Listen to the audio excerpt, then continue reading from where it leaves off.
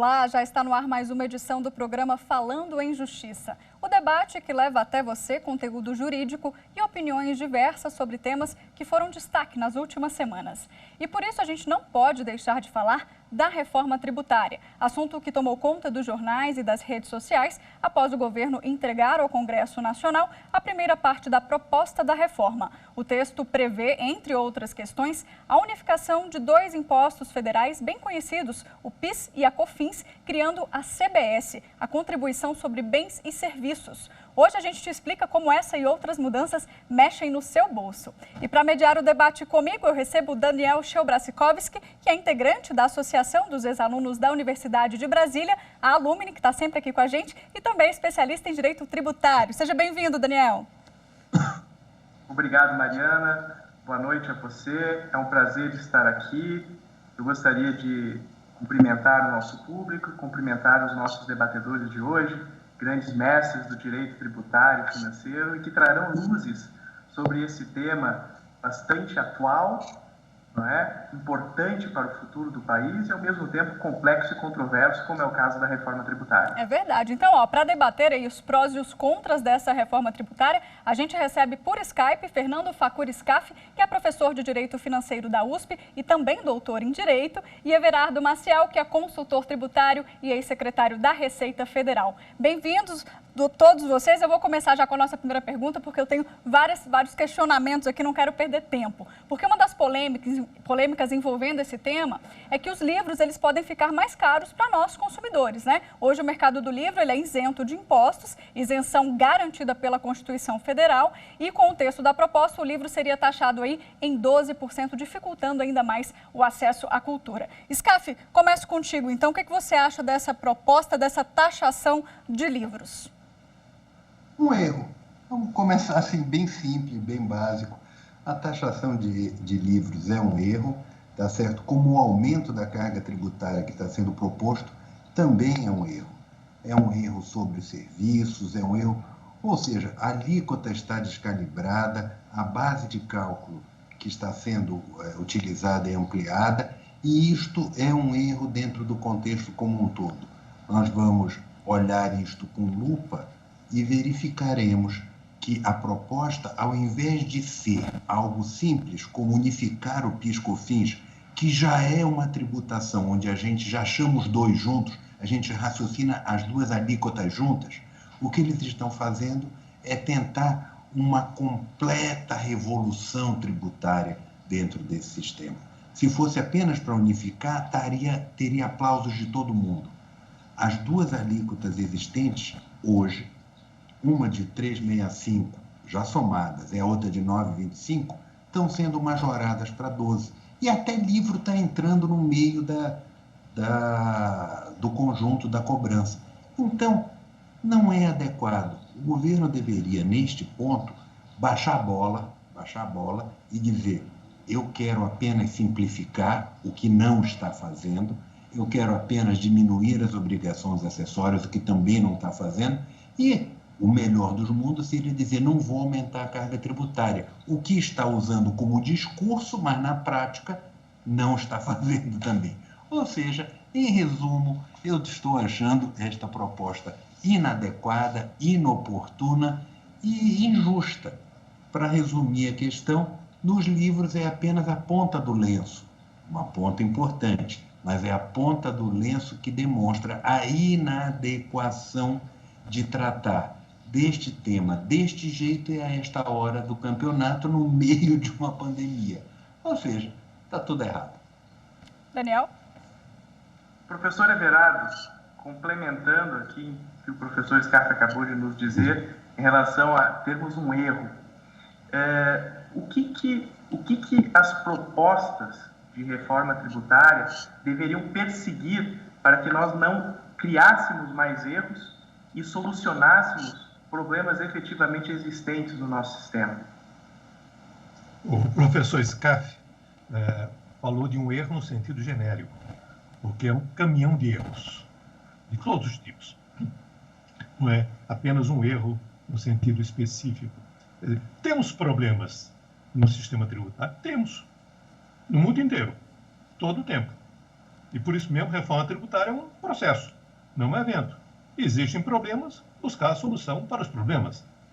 Mas não necessariamente trocar problemas por outros problemas ainda maiores. Quer dizer, mas eu acho que tem uma questão de fundo em tudo isso. Para mim, é completamente sem nexo discutir uma questão dessa natureza no meio da pandemia.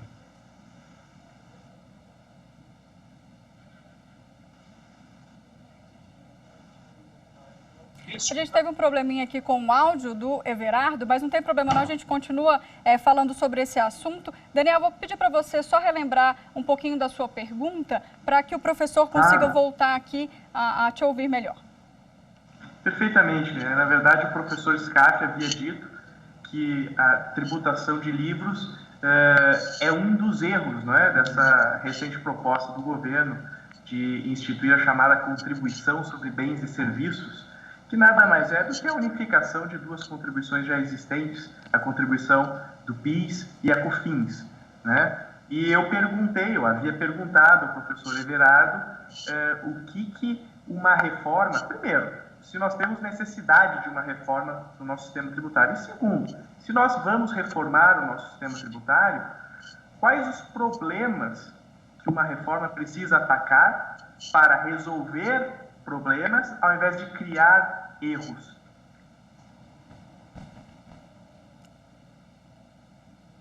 Professor Everardo, escuta a gente? Eu escuto bem. Vamos lá, sua resposta. Estou escutando? Bom, espero que escutem bem também. Então, dizendo o seguinte, na verdade, a questão central é a inoportunidade dessa reforma. Eu mencionava que recebi uma mensagem de um professor de direito estrangeiro, se dizer escandalizado como é que se discute uma mudança de sistema no meio da pandemia. Ninguém no mundo está fazendo isso. Nós temos problemas seríssimos pela frente. E como vão tratar do auxílio emergencial? Como vão socorrer as empresas que tiveram seus impostos represados, que foram postergado o pagamento desse imposto? Como vão lidar com a questão do emprego?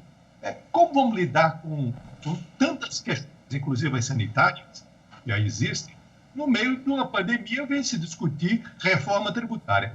Cheio de chavões, cheio de coisas ultrapassadas. Uma delas, não vai haver aumento de carga tributária. É preciso que se entenda que ninguém paga carga tributária, paga impostos. Carga tributária é uma média. Quer dizer, se eu digo não há aumento de carga tributária, se há redução de carga tributária para alguns, obviamente que há aumento para outros. Qual é a questão central aqui? Agenda clara, falar com transparência. Se dizem que nós vamos ter um tributo transparente que é cobrado por fora. Com toda a franqueza, isso é ridículo. Ser por fora ou ser por dentro requer conhecimentos mínimos de aritmética para poder entender isso. Falta de transparência é não apresentar os cálculos que levaram a essa alíquota. Falta de transparência é não dizer quais são os setores que são sobre-onerados, quais são os preços que são sobre-onerados, enfim, dá todo o conjunto de informações que supostamente informaram as propostas. Porque só há duas hipóteses. Ou não sabe, e aí é irresponsável, ou sabe e não quer dizer, e aí é desleal. Legal, professor Everardo, trazer essa questão da pandemia, porque a gente está vivendo isso há 5 meses aqui, sem falar que a gente está sem o ministro da Saúde até agora, e aí vem essa reforma tributária e a gente perguntou isso aos nossos internautas no Twitter da TV Justiça. Vou pedir para rodar aqui a enquete que a gente fez. A gente disse que segunda-feira, né, a gente ia debater esse tema no programa e que, na opinião aí do internauta, se esse era o melhor momento, né, para fazer a reforma. E aí, 48,2% responderam que sim e não. Ou melhor, depois da pandemia, ficou dividido entre 26,8% e 25%. Então, eu já vou chamar o professor Scaff aqui para debater isso comigo, professor. As pessoas talvez não tenham noção de como isso vai impactar, né, no meio de uma pandemia, a gente aprovar uma reforma? Olha, isto, mais uma vez, é um erro. O Everardo está coberto de razão. É inadequado discutir agora. E não se está conseguindo passar à população a complexidade do problema. Agora é hora de salvar vidas, preservar a saúde salvar empresas, preservar empregos. Mexer na estrutura tributária traz uma insegurança jurídica que não tem tamanho. Insegurança jurídica leva à insegurança econômica. Quem é que vai aportar dinheiro não sabendo quanto vai ser a tributação de amanhã? Então, bem ou mal, o sistema tributário atual, ruim, não é uma lógica binária. Eu não quero mudar. Não, eu quero mudar. O momento é que é inoportuno, o sistema atual é ruim. Mas o que é que acaba acontecendo numa situação desta? Bem ou mal, o Brasil, até poucos anos atrás, estava como a 8ª economia do mundo com este sistema tributário ruim. Mexer nesta altura do campeonato, no meio de uma pandemia, com o Congresso votando no meio desta tela, sem ser presencial, o que é que pode acarretar? Uma votação preocupada com a conjuntura, com o momento. E o momento é de cofres vazios e aumento de despesa, ou seja, pode aumentar a carga tributária, que é o que está aparecendo. Então, dá a impressão de que as pessoas não estão atentas a isso, não estão escutando isso.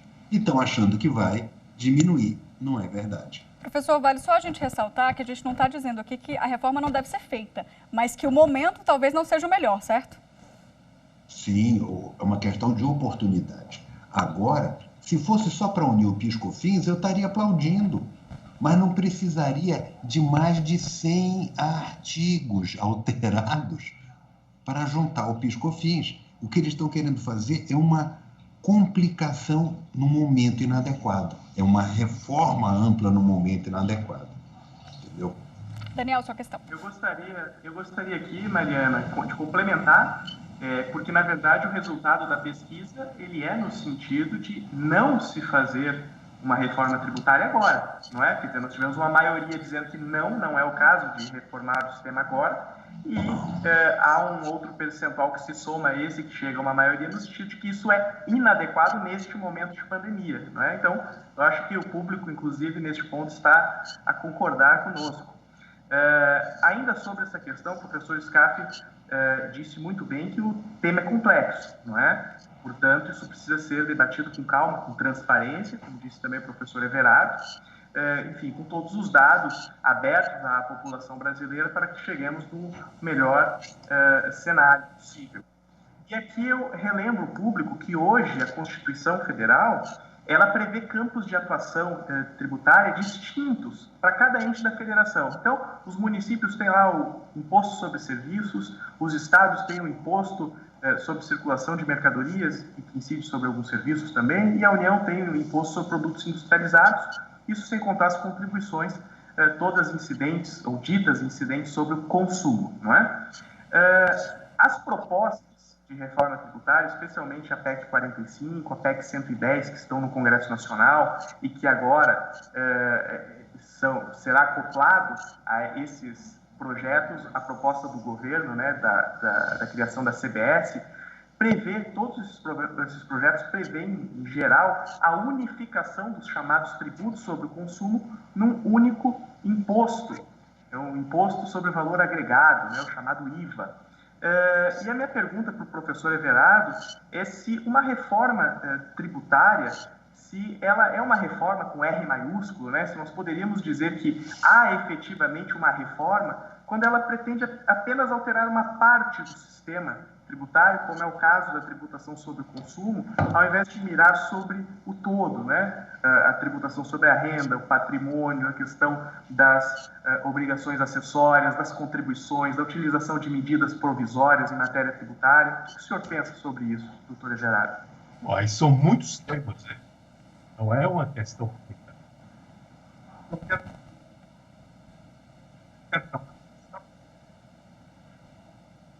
A gente está com um probleminha de novo aqui no áudio do Everardo, mas não tem problema. A gente já ia mesmo para um rápido break. Depois do intervalo, então, o Everardo responde essa pergunta para a gente. Não saia daí.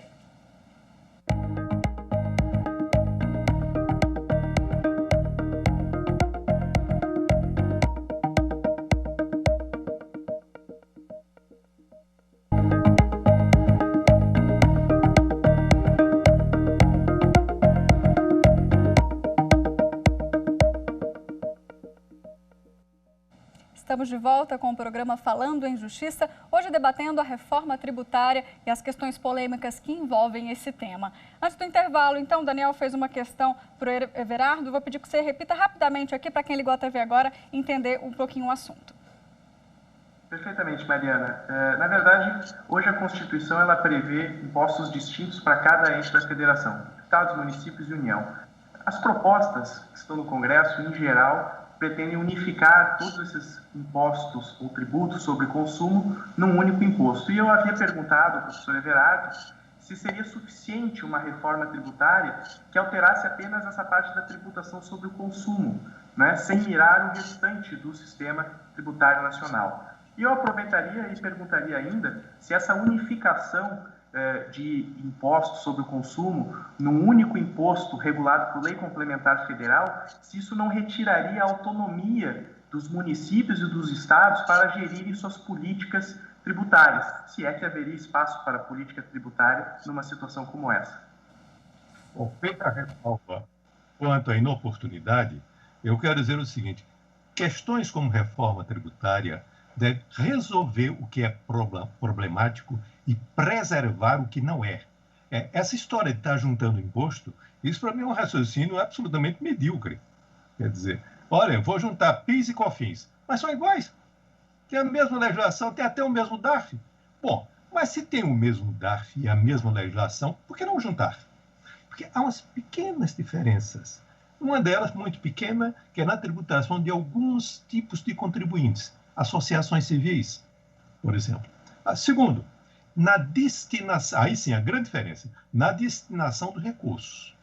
O PIS e COFINS estão associados, a destinação da receita do PIS e COFINS vai para o seguro-desemprego, para o abono salarial e para o BNDES. E a da COFINS vai para a Seguridade Social. Salvo se, isso tem que ser discutido, se a agenda oculta é extinguir ou mitigar o seguro-desemprego e o abono salarial. Porque, do ponto de vista tributário, não tem nexo.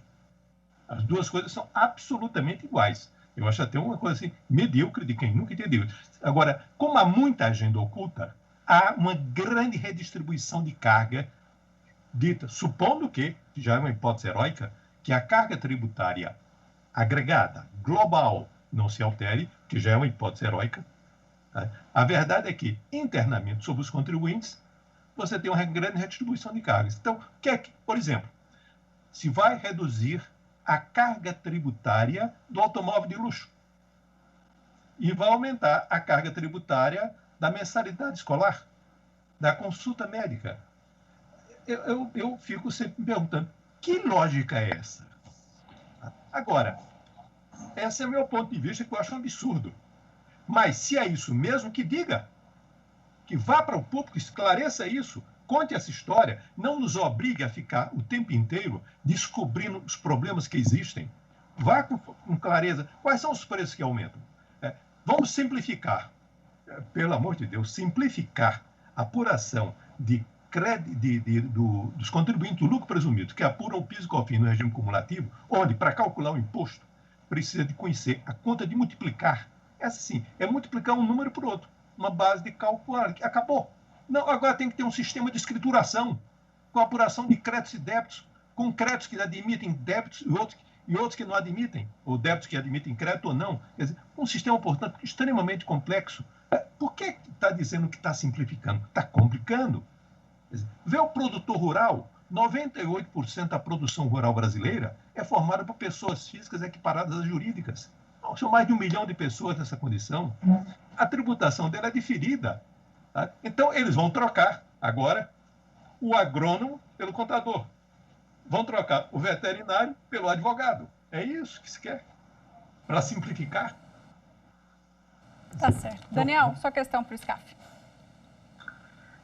Bom, inclusive, aliando essa questão que o doutor Everardo bem disse em relação, na verdade, ao aumento da complexidade, eu achei muito interessante, professor SCAF, na justificativa do governo para propor essa contribuição sobre bens e serviços, disse o governo que isso seria necessário para diminuir aquelas 1.501 horas que todo contribuinte, em média, né, gasta para cumprir com suas obrigações acessórias, que isso contribuiria para reduzir um percentual de 51% do PIB, que hoje está em discussão, né, no chamado contencioso judicial e administrativo de questões tributárias, que isso contribuiria para reduzir a concorrência desleal entre as empresas, que isso contribuiria para diminuir o tempo médio de duração das execuções fiscais no país e que isso contribuiria para resolver o problema da não cumulatividade, essa questão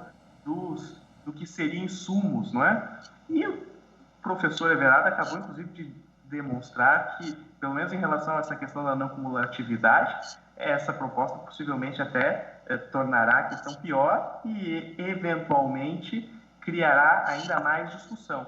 O senhor acha, professor Scarfe, que a criação da contribuição sobre bens e serviços por si só seria suficiente para resolver todos esses problemas que o governo elencou na sua proposta? Daniel, eu vou fazer uma suposição. Vou levantar aqui uma hipótese no meio do programa, os nossos ouvintes. Como os ouvintes sabem, você tem uma exposição de motivos e você tem o texto da norma. Eu acho que quem escreveu a exposição de motivos não é quem escreveu a norma. Eu estou convencido disso. Teve um sujeito que redigiu a exposição de motivos, olha, vai diminuir isso, vai diminuir aquilo, vai simplificar, tudo isso que você comentou. Mas o sujeito que escreveu a norma estava noutra sala, ele não se comunicou com o sujeito que escreveu a exposição de motivos. O que isso acaba acontecendo? O discurso vai para um lado, o texto vai para outro. Então, neste sentido, eu acho que não tem, em concreto, nada do que está sendo mencionado. E vou pegar mais 2 pontos para não me alongar mais. O primeiro, qual é o erro desse conjunto de questões do que o governo está apresentando, além de ser inoportuno? É que você não vê a floresta. Observem, um sistema tributário tem que ter tributação de consumo, tributação de renda e tributação de propriedade. Tem umas variações, algumas coisas regulatórias, mas, grosso modo, é isto. O que o governo está apresentando é a tributação do consumo. A gente não sabe o que eles querem, porque não tem texto. Tem entrevista, mas texto não tem. Tributação do patrimônio e tributação da propriedade. Então, a gente está vendo uma floresta? Não, a gente está vendo uma árvore. E, além do que, discutir isto agora, eu insisto neste ponto, como uma reforma estrutural é inoportuno, por 2 motivos. Morto e falido não paga imposto. Quem está falido, com a economia acabando, não paga imposto. E os mortos que estão aí, mais de 100 e tantos mil mortos, não pagam imposto. A lógica está errada. Inoportuno. Everardo, queria suas considerações finais, que a gente infelizmente está chegando ao fim aqui. Por gentileza, 2 minutinhos para a gente encerrar. Bom, eu vou explorar alguns pontos que foram suscitados na fala do Fernando. Questão de...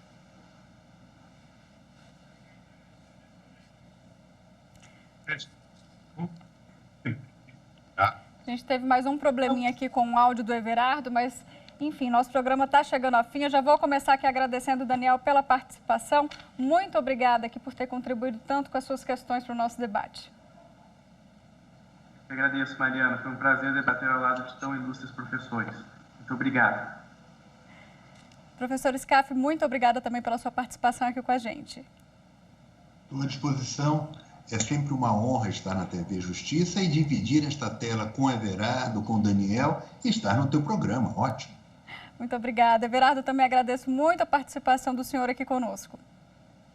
Obrigado e lamento os problemas que não dependem de mim.